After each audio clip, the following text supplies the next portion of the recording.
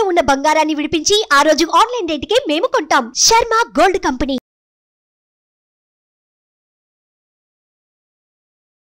నమస్తే, welcome to Suman TV. నేను మీ యామ్ని. ప్రస్తుతం మనతో ఉన్నారు ప్రముఖ ఆధ్యాత్మికవేత్త, ప్రముఖ జ్యోతిష వాస్తు పండితులు మనతో సూర్యనారాయణ శర్మ గారు ఉన్నారు. గురుగారితో మనం మాట్లాడదాం. నమస్కారం గురుగారు. నమస్కారం అమ్మా, శుభం బియాలి. గురుగారు, ఇప్పుడు అశ్విని నక్షత్రంలో జన్మించిన వాళ్ళకండి ఏ నక్షత్రం వాళ్ళకి ఇచ్చి వివాహం చేస్తే వాళ్ళకి మంచిగా ఉంటుందా బంధం అనేది? సాధారణంగా ఏంటంటే నక్షత్రం పొంతన అంటారు. నక్షత్ర పొంతనలో మనకి ఏంటంటే పలానా నక్షత్రం వాడు అంటే ఆ నక్షత్రంతో పొంతన జరిగిందా లేదు చూస్తామట. సో అశ్విని నక్షత్రం అంటే ఫస్ట్ ఆఫ్ ఆల్ ఏంటంటే అమ్మాయి యొక్క నక్షత్రం నుండి పొంతన చూస్తారన్నమాట.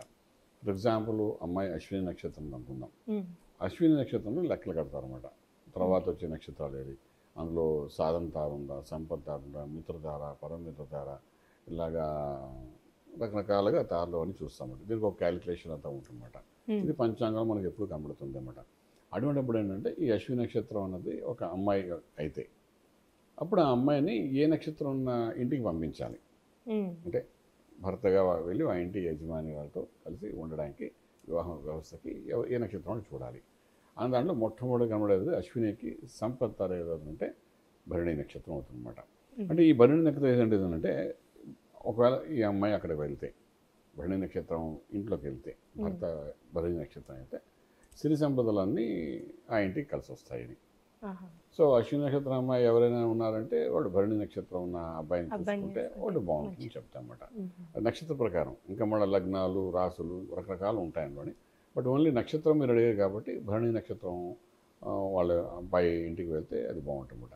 అలాగే అశ్విని నక్షత్రం వాళ్ళు ఏంటంటే భరణి నక్షత్రం కాకుండా అలాగే మనం తీసుకుంటే రోహిణి నక్షత్రం తీసుకుందాం. భరణి బదులు రోహిణి తీసుకుందాం. మళ్ళీ దానికి అధిపతి మనకు ఎవరైనా వేరే సంగతి. రోహిణి నక్షత్రం వెళ్ళేసరికి మనకి ఏమవుతుందంటే అది ఇది ఎలాగైతే సంపద ఇస్తుందంటారో అలాగే మన రోహిణి నక్షత్రం కలిసి క్షేమతార అవుతుందన్నమాట. రోహిణి అనేది ఎప్పుడైతే క్షేమతార అంటే ఆ ఇంటికి వెళ్తే క్షేమంగా ఉంటాం.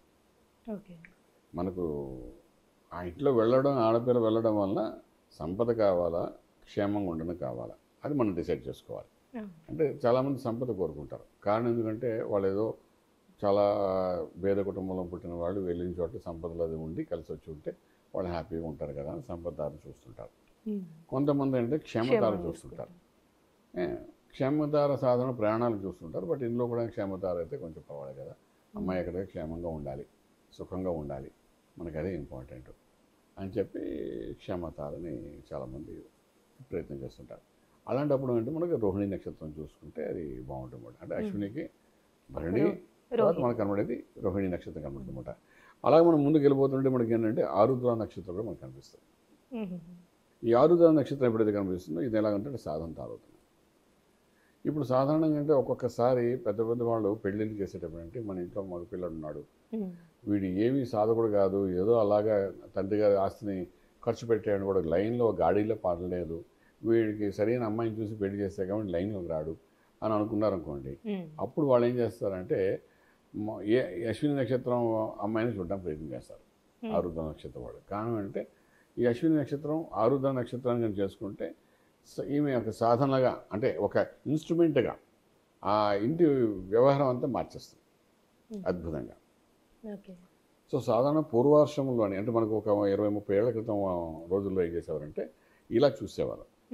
ఒక వ్యాపార కుటుంబం ఉంది, ఒక వైశ్యాసులు ఉన్నారు, మంచి వ్యాపారస్తులు ఉన్నారు, లేకపోతే ఒక బంగారు వ్యాపారస్తులు ఉన్నారు, లేకపోతే బట్టల వ్యాపారస్తులు ఉన్నారు. వాళ్ళు ఏంటి వాళ్ళ పిల్లలకు సాధారణంగా ఏంటంటే చదువు తక్కువ ఉంటుంటుంది, వ్యాపారంలో దింపేస్తుంటారు. ఎందుకంటే వ్యాపారం మాకు ముందుగా చదువు ఏంటిది, కానీ వాడు ముద్దుగా తయారవుతాడు, ఏ పని చేయలేకనే ఉంటాడు. అప్పుడు వాళ్ళు ఆలోచించినప్పుడు ఏం చేస్తారంటే సాధన తారతో కూడిన నక్షత్రం చూడాలనుకుంటారు.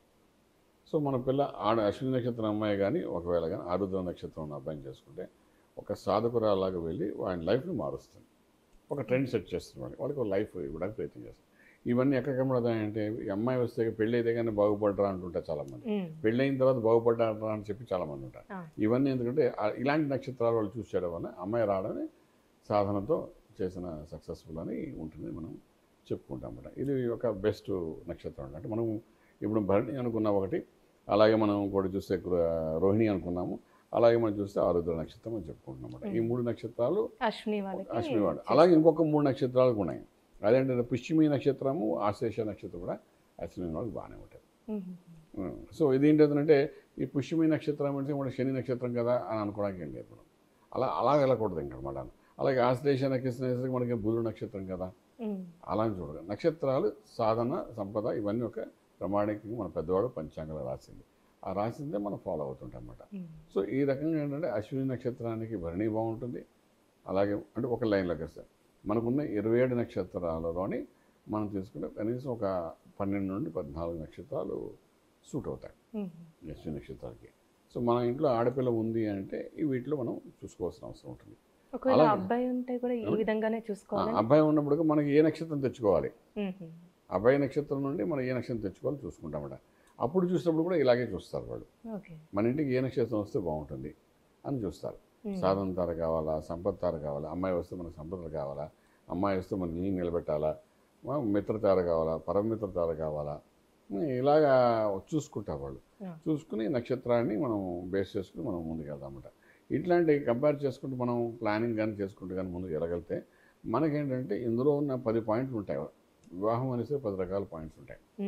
సో అందులో ఒక పాయింట్ ఏంటంటే నక్షత్ర సంబంధం, అంటే నక్షత్రం కలిసే తారాబలం కలిసిందా లేదా అనేది ఒక పాయింట్ అనమాట. ఈ తారాబలాలు కలిస్తే దానికి ఇంకొక పాయింట్ ఏంటి వస్తుందంటే ఎన్ని మార్కులు వచ్చాయని వస్తుంది. సో అశ్విని నక్షత్రం నుండి భరణి నక్షత్రానికి ఎన్ని పాయింట్లు మార్కులు వస్తున్నాయి, ఇది మళ్ళీ ఒక పట్టి ఉంటుందన్నమాట. అలాగే అశ్విని చూసి ఆరుద్ర నక్షత్రానికి ఎంత పాయింట్స్ వస్తున్నాయి. అలాగే మన అశ్విని నక్షత్రం మనం తీసేసుకుంటే మనకు ఆల్మోస్ట్ పుష్యమి నక్షత్రానికి అన్నీ వస్తున్నాయి. అలాగే ఇలాగ అన్ని పాయింట్స్ వస్తే అది కూడా చూస్తారన్నమాట తారాబలం కలిసేటప్పుడు. ఒక్కొక్కసారి 20 పాయింట్లు వస్తాయి, ఒక్కొక్క 24 పాయింట్లు వస్తాయి, ఒకసారి 28 పాయింట్లు వస్తాయి కొందరికి. కాంబినేషన్ ఇటువంటి చూసి యావరేజ్ ఇస్తే ఆ పాయింట్స్ కూడా ఏంటంటే 15 పైన వచ్చిన పాయింట్స్ అన్నీ కొంత పర్వాలేదు అనుకోండి. 18 వస్తే యావరేజ్, 36కి సగం 18. 18 పాయింట్లు రెండు కలవడం వల్ల 18 వస్తే మనం ముందుకు వెళ్ళిపోవచ్చు అంట. ఒక్కొక్కసారి 18 పాయింట్లు కంటే ఎక్కువ వస్తాయి కానీ నక్షత్రాలు కలవంటారు. సో అంతేంటంటే అశ్విని నక్షత్రం వాళ్ళు నేను చెప్పిన ఈ నక్షత్ర వాళ్ళని చూడొచ్చు, అలాగే పాయింట్లు ఎలా కలిసాయని కూడా చూసుకోవాలి. చూసుకుని ముందుగా వెళ్ళగలితే ఏంటంటే ఒక బేసిక్గా కొంత 50% వరకు మనం పర్వాలేదు అని పాజిటివ్ ఉందని చెప్పడానికి అవకాశం ఉంటుంది. చాలా చక్కగా తెలియజేశారండి, ధన్యవాదాలు. శుభం వ్యాధి.